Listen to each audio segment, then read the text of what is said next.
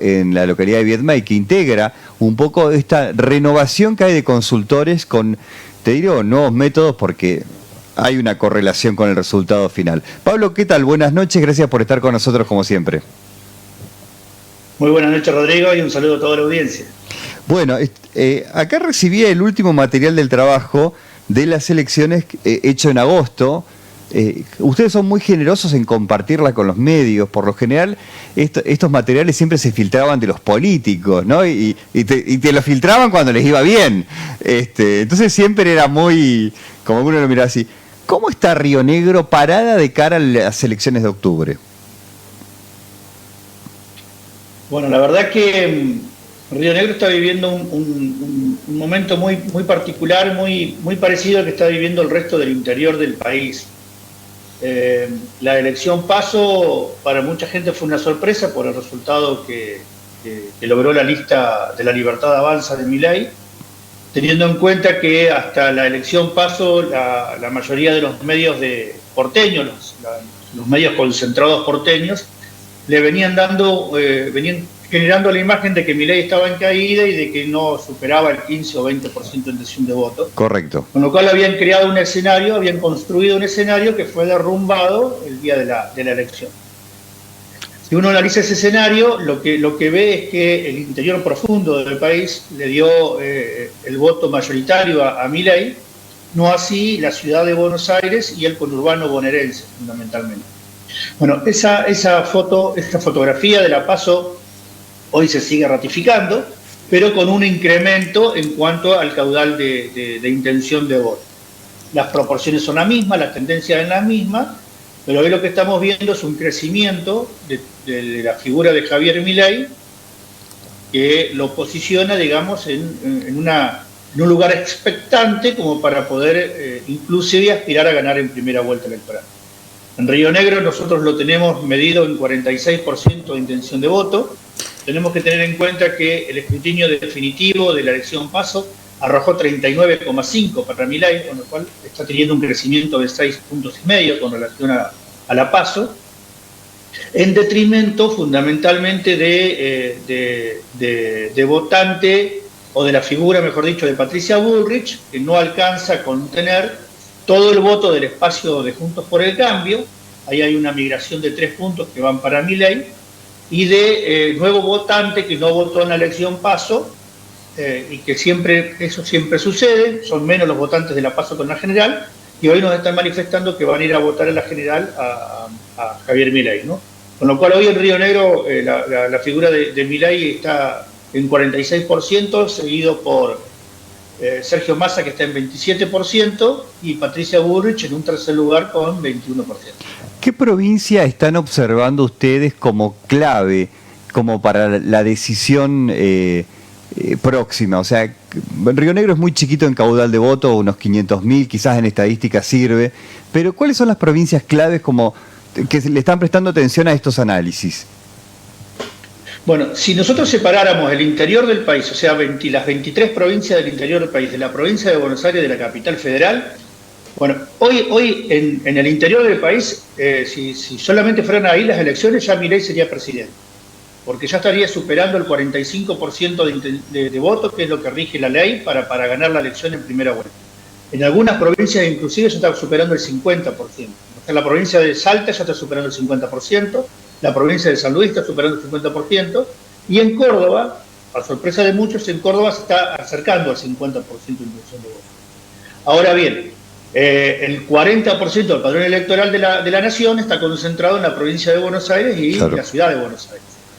Bueno, ahí el caudal de intención de voto de Milei es menor, es mucho menor que en el resto del país. Ahí está brillando entre el 22 y el 25% de intención de voto.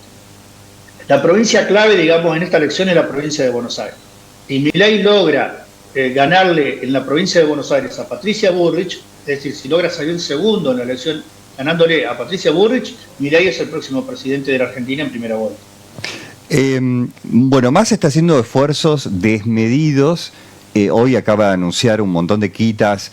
Por un lado, la inflación, que recién nos contaba Rodolfo Aguiar que 2 días antes en Casa de Gobierno ya le había empezado ese número.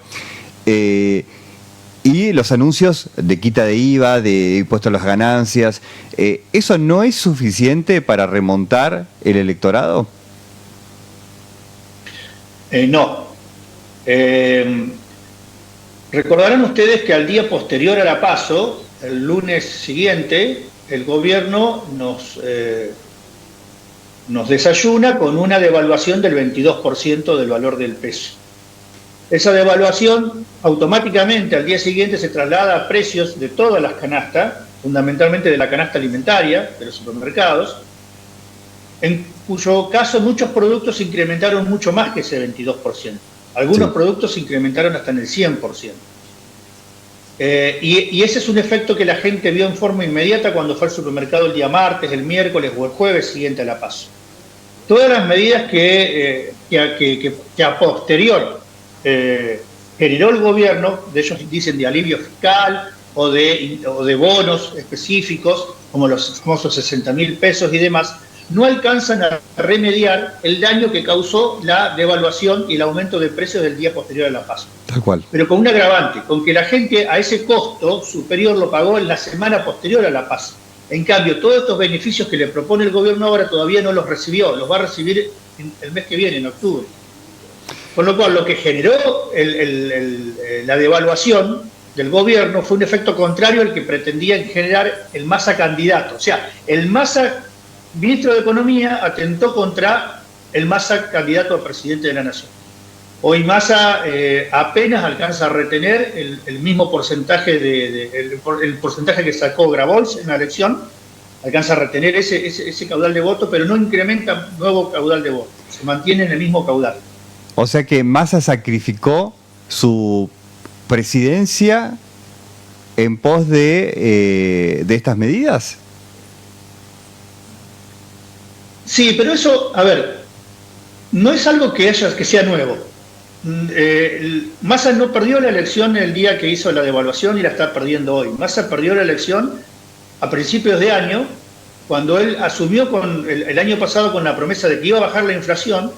Los 4 primeros meses de su gestión como ministro de Economía tenía una leve tendencia hacia abajo. Vos me hiciste en ese momento una nota también y yo te comenté que venía una tendencia hacia abajo. Te hablé inclusive de que los mercados internacionales habían bajado el riesgo país, cosa que se veía muy favorable para las posibilidades de la posible candidatura de Massa. Pero a partir de enero la inflación empezó a subir paulatinamente mes a mes. Entonces ahí, en ese momento, es cuando pierde la elección Massa. Cuando la inflación empieza a crecer, cuando su promesa queda incumplida. Hoy estamos hablando de un 12,5%, cuando Massa asume en agosto del año pasado como bombero a apagar el incendio, la inflación era del 7%. Es decir, que no solamente no la bajó, sino que la incrementó casi al doble. Pero aparte, en ese momento, en el mes de marzo, cuando la gente sufre el efecto más grande de la inflación y empieza otra vez a subir, Javier Milei cambia su discurso de los últimos 2 años, en donde hablaba de que para frenar la inflación él proponía un sistema de libre competencia de monedas, regidos bajo un sistema de banca Simons, que para la gente común era inentendible, la verdad que no entendían lo que quería decir. Javier Milei cambia eso por una palabra que es dolarización, que en definitiva es lo mismo, son sinónimos, o la dolarización sería efecto de la libre competencia de monedas, pero era más entendible para la gente.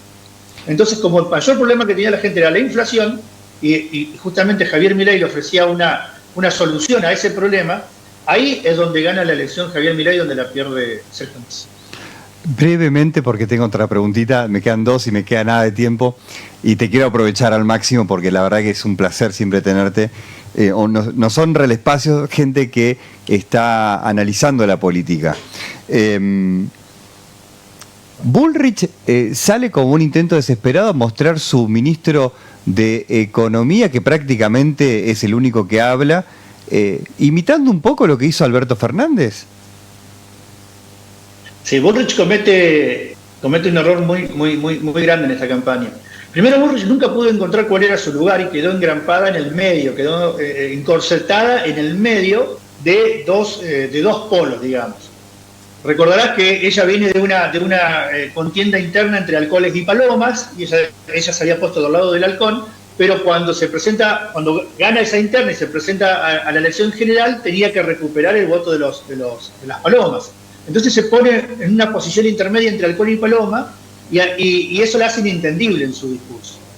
Entonces ese es el primer error que comete. El segundo error que comete es tratar de competirle a Milei en el terreno de Milei, atrayendo a un economista. Y yo le digo, para la gente que no entiende por qué Patricia Bullrich está perdiendo la elección, porque la gente no vota al ministro de Economía, la gente vota a presidentes. Y lo que hizo Patricia Bullrich fue básicamente decirle, miren, como yo no sé cómo voy a gobernar, acá les presento al que va a gobernar por mí, al poner a Melconian en el centro de la escena. Tal cual. Ese fue, digamos, psicológicamente el efecto que produjo en el votante, ¿no? Totalmente. La última pregunta, y muy agradecido de la generosidad que tenés siempre con nosotros.